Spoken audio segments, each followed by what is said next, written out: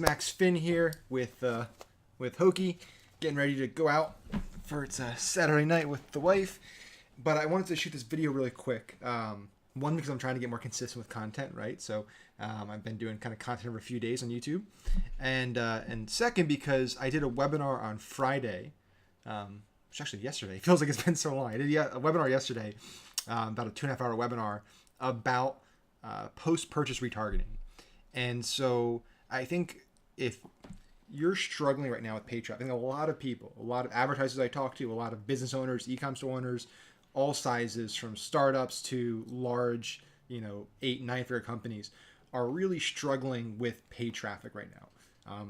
Facebook has made some absolutely massive changes in the last year, and there's platforms like Snap and some other new platforms that are kind of come out, but still not showing that much promise for straight conversions. They're showing some promise for brand awareness and some additional objectives, top of funnel stuff. But in terms of actually driving conversions, it is getting more and more competitive. And the reality is that it's basic economics, supply and demand. We all learned basic economics back in college or high school, and we learned that when the supply and demand curves are off balance, there's only so many things that can happen to rebalance those curves, right? So when you have a platform like Facebook, which has now capped supply, so basically finite supply, it's not unlimited supply. There's only so many so much inventory in their ad inventory, and you have an increasing demand. Facebook has to increase the prices, right? Because by increasing the prices, it decreases demand, which ensures that the demand and supply meet and that there's not more demand than there is supply. Otherwise, there's some issues, right? So that's what we're seeing right now. It's usually see during the holidays, big spikes in CPMs. We're now seeing it even out of the holidays. And it's really just because Facebook doesn't have any more places to show ads. Now, obviously, they're going to start teasing groups, and there's other places they can start putting ads. But for right now, we need to deal with the reality. We need to deal with the world we're in right now, not the world that we could be in 6 months from now, a year from now, whenever Facebook adds additional inventory. And so what's amazing to me is that so many marketers, really, really smart people, are putting all of their effort, all of their resources into moving things 5-10%. I don't know about you guys, but if I'm going to spend a lot of my time, and time is the most valuable resource by far, at least for me, and it should be for anybody that's watching this video. If I'm going to invest a lot of my time into something, I want to have big possible returns, right? I'm not going to invest 5 hours, 10 hours, 20 hours into something so I can decrease my CPA 5% or 10%, right? That is not exciting. That's not going to be a game changer for you. But unfortunately, that's what most people are doing right now on Facebook. They're spending all of their time and effort trying to make little tweaks, alterations here or there, changing this segment, changing this bid, excluding this audience, modifying this copy, changing this thing here or there, so they can move their CPA from 30 to 29 or from 20 to 1950 or whatever it might be. And that is not going to change your business, right? That's not going to make you a 9-figure, 10-figure. It's not going to make you a public company. It's not going to get you the big money that you want. What you want to do is put your time into things that can have 2x, 3x, 5x, 10x returns on the work you're putting in, right? And the only place that can happen is after the click, right? So you can invest a substantial amount of time into your landing page and double your conversion rate, 5x your conversion rate. You can 2x, 3x, 4x your average order value. These are real things that can happen putting the same amount of time you are on the front end cutting your CPA if you did that on the back end on the landing page, right? And so few people are doing that because nobody's talking about it, right? All the gurus and experts are talking about try this audience and try this conversion window and try this and get your CPA to $10, or they think that they can get $10 CPAs or $5 CPAs, or these unrealistic CPAs and unrealistic ROASs on the front end because they see fake screenshots and they hear fake gurus that don't know what the hell they're talking about and they're not actually spending any of their own money. And that's where they focus, right? So I want everybody to make me a promise. You're watching this video. So I want you to make me a promise that you are going to stop putting all that time on the front end. You still need to optimize, right? I'm not saying don't do anything on the front end, but allocate 75, 85% of that time into the back end, right? Work on optimizing your landing page. Work on, modifying your copy, your button color, your button placement, your button text. There's so many things you can do just with the call to action button, right? That's just the button. There's so many things you can do layout-wise, structure-wise, trying a different video, trying short form, long form sales page, trying a single order form versus a 2-step order form, trying putting testimonials on an order page. Like, there are so many things you can mess with that can have an impact on your conversion rate, right? And the likelihood of you cutting your CPA in half, highly unlikely, especially if you're already optimized. The likelihood of you 2xing your conversion rate, that's actually pretty likely, right? Going from a 2% to a 4% conversion rate, that is possible. It happens all the time. And that's just a small piece of it, right? The bigger piece is after the purchase. What happens when that first time buyer makes a purchase? Well, I'll tell you what happens for most businesses, and I'm sure you guys as consumers, you've experienced this.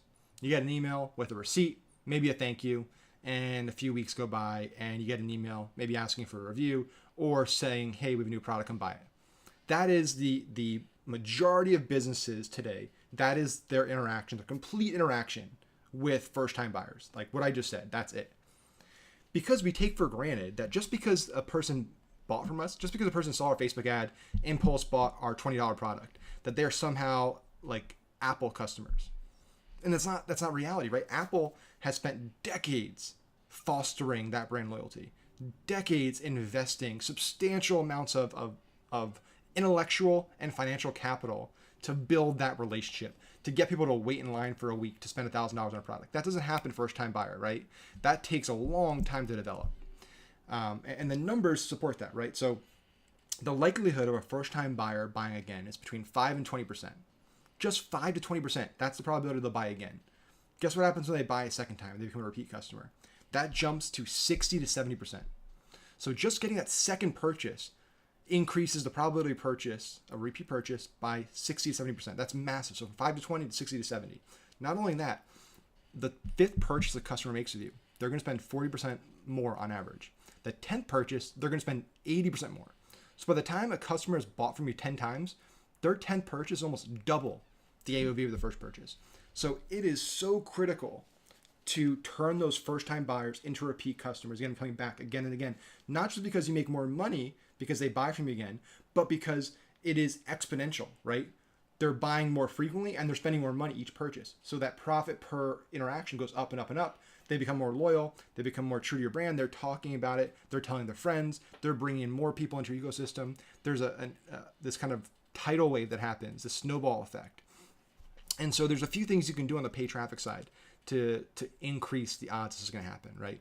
So I do a full training on this. This is something I speak at like my mastermind stuff about. I'm going to give you a little taste of it right now. So first ad you should be running, the thank you ad, okay?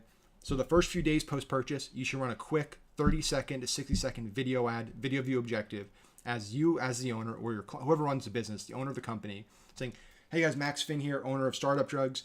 Just want to take a little bit of time out of your day to personally thank you for supporting us and investing in entrepreneurship and investing in yourself as an entrepreneur. We started this business because we love entrepreneurs, we love startups, and we wanted to create a brand and a family that they can be part of.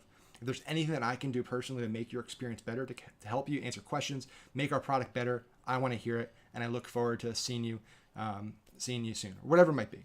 And that's all I do. I run that video, no call to action, no link, no CTA. That ad is a pattern interrupter, right? Your competition is not doing that. I guarantee you. It stands out on the feed. Your customer is going to notice that. They're going to appreciate that because everyone else is trying to sell them more stuff. You're just trying to thank them. That separates you from the masses, right? It starts to build a little more of a relationship with your new customer. And the analogy I give really is like, we all have those businesses, the local businesses that we go to in our town, and maybe it's around the corner, the local coffee shop, whatever it might be, that you go to and they know you by name. They know your order. They maybe get you a free coffee every now and then. We love going to places like that because we feel important. You feel valued when you go to those restaurants, those coffee shops, whatever it might be, and the owner knows you. It makes you feel important. You feel like a VIP. And when people feel like VIPs, they want to keep getting that experience. It releases all kinds of positive emotions and positive feelings inside them. So I want to do that for my businesses. I want that customer to feel just like I do when I go to those local businesses and the owner greets me by name and has my order ready. That is powerful, right? And that can be replicated online by doing little things like the thank you video ad, by taking time out of your day to send a personal text, make a phone call, right? Talk to your customers, engage with your customers, make them feel like they're not just another number in a spreadsheet, that they're actually a human being and you care about them, right? That is super, super powerful, okay?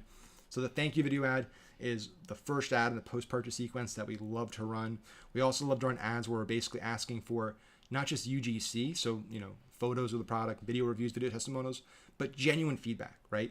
A lot of people make the mistake of just asking for, tell us what you love about a product. Tell us why you love product X. The problem with that is you're scripting them. You're pushing them to say just a good thing about your product. People want to feel like their voice matters and they're not being scripted or directed, right? That you actually care about their genuine opinion, their authentic opinion. And so when we transitioned it and stopped saying, tell us what you love, and made it more, hey, we want to hear what you think about our product, what you love about it, but also what you think we can do better about it. How can we improve our product? Now, it does a few things. One is it makes the customer feel like you genuinely care about their product, about their opinion, right? Not just what they have good to say, but what they have constructive to say.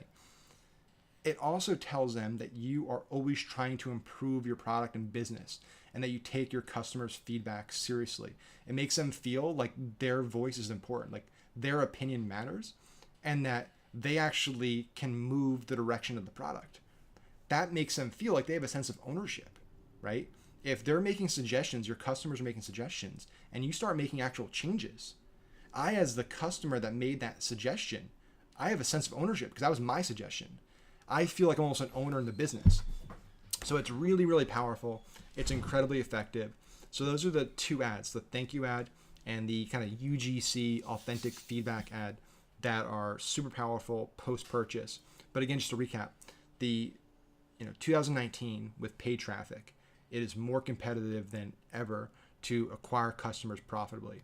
And so the companies that are doing it the best, the companies that are spending the most on Facebook and Google and native and all the paid channels, they understand where to invest their time and resources. And it's not pre-purchase. It's not, modifying this audience segment and changing this bid and trying this structure of campaigns.